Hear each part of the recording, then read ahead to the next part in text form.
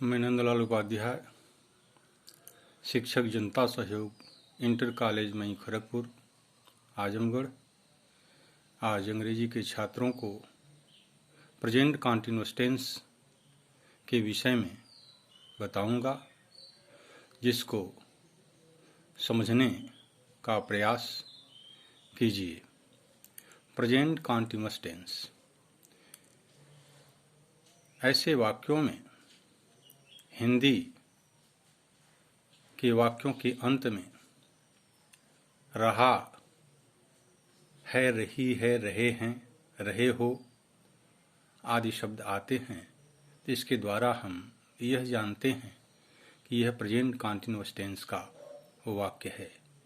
जैसे वह जा रहा है, वह खा रहा है, वह खेल रहा है, लड़के मैदान में जा रहे हैं। यहाँ हम देख रहे हैं कि हिंदी वाक्यों के अंत में हर जगह जो है क्रिया के अंत में रहे हैं, रहे हो, रही है आदि शब्दों का प्रयोग हुआ है।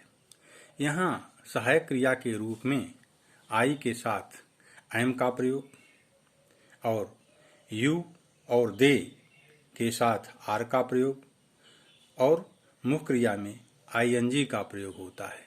इसमें इज, आर, एम सहायक क्रिया का प्रयोग होता है। एक वचन कर्ता ही, सी, इट के साथ इज का प्रयोग और आई के साथ एम का प्रयोग तथा बहुवचन के कर्ताओं के साथ जैसे वी,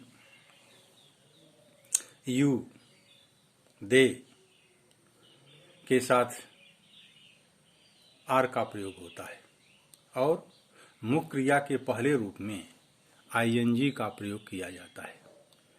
इसमें भी अफर्मेटिव वाक्य होता है, नेगेटिव वाक्य होता है, इंट्रोगेटिव वाक्य होता है, इंट्रोगेटिव नेगेटिव वाक्य होता है। सबका जो है जैसे प्रेजेंट इंडेफिनिट टेंस में आप लोगों को बताया गया अनुवाद करने के लिए, उसी प्रकार से उसमें भी इसमें भी कर्ता क्रिया कर्म, सबसे पहले कर्ता, इसके बाद क्रिया, इसके बाद कर्म हम रखते हैं। सहायक क्रिया के रूप में इज, आर, एम का प्रयोग करते हैं कर्ता के अनुसार और मुख्य क्रिया में आईएनजी का प्रयोग करते हैं। क्रम कर्ता क्रिया कर्म इसी क्रम में रहेगा। और कैसे कर्ता हम ढूंढेंगे, कैसे क्रिया ढूंढेंगे, इसके विषय में वो पहले ही बताया जा चुका है। उस प्रकार से कर्ता क्रिया को ढूंढ करके सबसे पहले कर्ता, इसके बाद हम क्रिया रखते हैं और इस प्रकार से हम ट्रांसलेशंस का करते हैं। अनुवाद ही अंग्रेजी में मुख्य होता है। यदि अनुवाद करना हम सीख लें तो छोटे छोटे वाक्यों को हम बना करके अपने प्रश्नोत्तर को हम लिख सकते हैं। अगर यदि मुझे सारांश मालूम है तो हम अनुवाद के द्वारा अपने प्रश्नों को हम हल कर सकते हैं।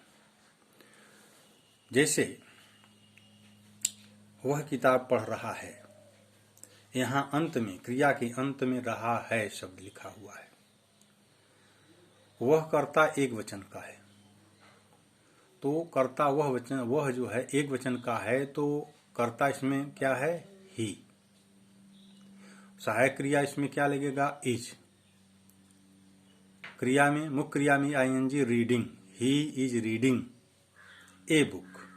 वह एक पुस्तक पढ़ रहा है, he is reading a book. कर्ता एक वचन का है, इसलिए सहायक क्रिया इज का प्रयोग होगा, क्योंकि इसमें पहले ही बताया जा चुका है कि सहायक क्रिया के रूप में इज, आर, एम का प्रयोग होता है। तो यहाँ एक वचन कर्ता के साथ इज का प्रयोग हुआ। सबसे पहले कर्ता ही, इसके बाद सहायक क्रिया, इसके बाद मुख्य क्रिया में आईएनजी का प्रयोग, ही इज रीडिंग ए बुक। इसी प्रकार से दूसरा वाक्य है, मैं पत्र लिख रहा हूँ। आई के साथ इस टेंस में हमेशा एम का प्रयोग होता है। तो I am writing a letter. I am writing a letter. मैं एक पत्र लिख रहा हूँ। वे सो रहे हैं।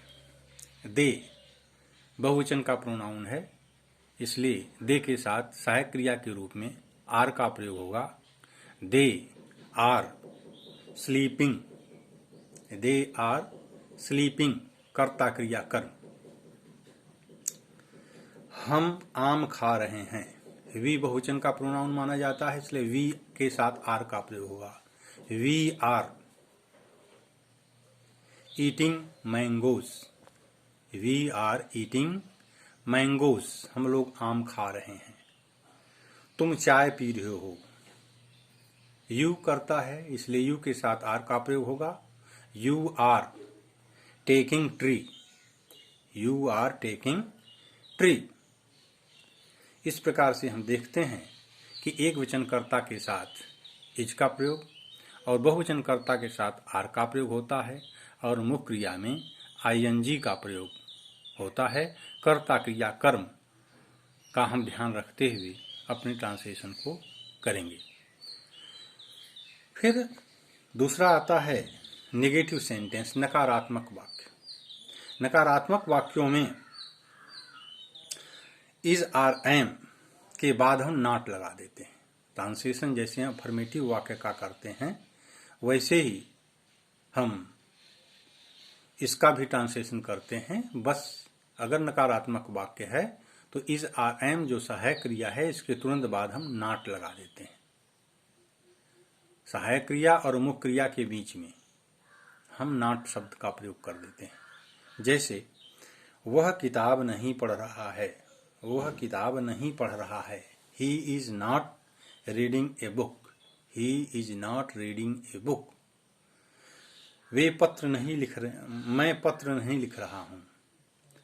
आई am not writing a letter, I am not writing a letter. यहाँ देख रहे हैं कि सहायक क्रिया और मुख्य क्रिया के बीच में नॉट का प्रयोग किया जा रहा है।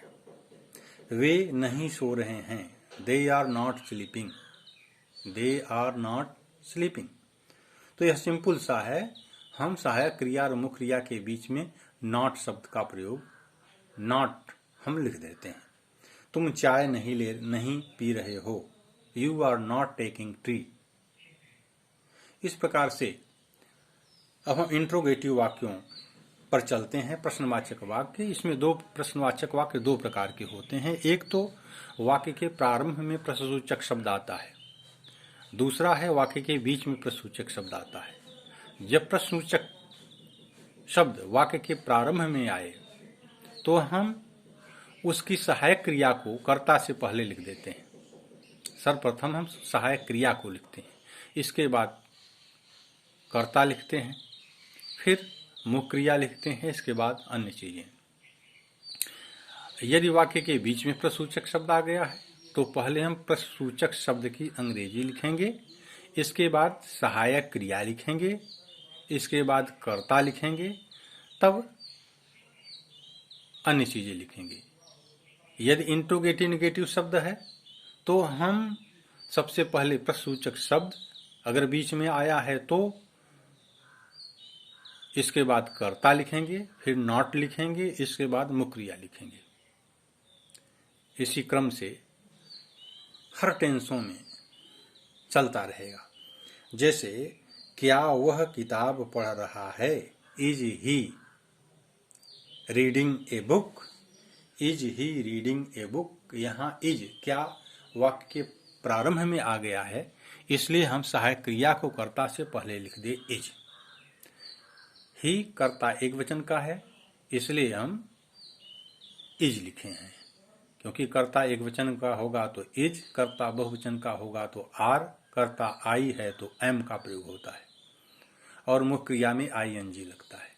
तो वाक्य प्रारंभ में यहाँ क्या शब्द आया हुआ है, इस पर सूचक शब्द आया हुआ है, इसलिए is he reading a book हम सबसे पहले सहायक क्रिया लिखते हैं, इसके बाद कर्ता लिखे, इसके बाद मुख्य क्रिया लिखे, फिर अन्य चीजें। फिर वे नहीं सो रहे हैं, क्या वे सो रहे हैं, क्या वे सो रहे हैं। वे कर्ता बहुवचन का है, are they sleeping, are they sleeping. हम कर्ता से पहले सहायक क्रिया कर्ता के अनुसार जो सहायक क्रिया होगी उसको इज आर एम में से उसको हम सर्वप्रथम लिखेंगे।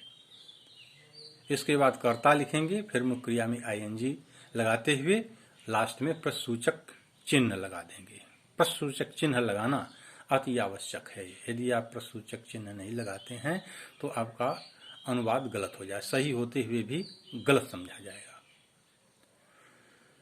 फिर वह क्या खा रहा है, यहाँ जो है अब प्रारंभ में क्या शब्द नहीं आया हुआ है बल्कि वाक्य के बीच में आ गया है क्या शब्द।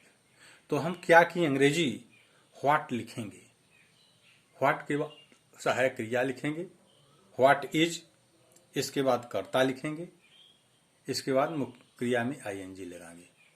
What is he eating, what is he eating. तो यदि वाक्य के बीच में प्रश्नसूचक शब्द आएगा तो सर्वप्रथम हम प्रश्नसूचक शब्द लिखेंगे, इसके बाद सहायक क्रिया लिखेंगे, इसके बाद कर्ता लिखेंगे, फिर अन्य चीजें। यदि इंट्रोगेटिव निगेटिव सेंटेंस है, प्रश्नवाचक नकारात्मक वाक्य है, तो सर्वप्रथम हम अगर वाक्य के प्रारंभ में सहायक प्रश्नसूचक शब्द आया हुआ है तो सर्वप्रथम हम सहायक क्रिया इज आर एम में से जो भी उपयुक्त हो उसको लिखेंगे, इसके बाद कर्ता लिखेंगे, इसके बाद नॉट लिखेंगे, फिर मुख्य क्रिया में आईएनजी लगाएंगे, इसके बाद शेष चीज लिखते हुए हम प्रश्नसूचक शब्द लगा देंगे। यदि प्रश्नसूचक शब्द वाक्य के बीच में आया हुआ है तो सबसे पहले हम उस प्रश्नसूचक शब्द की अंग्रेजी लिखेंगे, इसके बाद हम सहायक क्रिया लिखेंगे, फिर कर्ता लिखेंगे, इसके बाद नॉट लिखेंगे, फिर मुख्य क्रिया लिखेंगे, फिर शेष चीजें लिखेंगे। जैसे क्या वह आम नहीं खा रहा है, वाक्य के बीच में वाक्य के प्रारंभ में प्रश्नसूचक शब्द आया हुआ है तो is he not eating a mango, is he not eating a mango, या कहें वह क्या आम खा रहा है। तो वाक्य के बीच में आ गया व्हाट इज ही, क्या वह क्या आम नहीं खा रहा है, वह क्या आम नहीं खा रहा है, तो क्या शब्द वाक्य के बीच में आ गया। तो what is he not eating a mango. इस प्रकार से जो है ट्रांसलेशन हर टेंस में एक ही प्रकार से बनता है, सिर्फ सहायक क्रिया और मुख्य क्रिया में परिवर्तन होता है। हमें उसकी पहचान करनी बहुत जरूरी होती है। पहले है कि हमको यह पहचानना है कि यह कौन सा टेंस है। हर टेंस का पहचान अलग अलग है, उसकी सहायक क्रिया अलग अलग है, मुख्य क्रिया अलग अलग है। उसको हम अगर पहचान जाएंगे, जान जाएंगे तो हमें ट्रांसलेशन करने में कोई दिक्कत नहीं होगी। Thank you. शेष कल बताया जाएगा। धन्यवाद।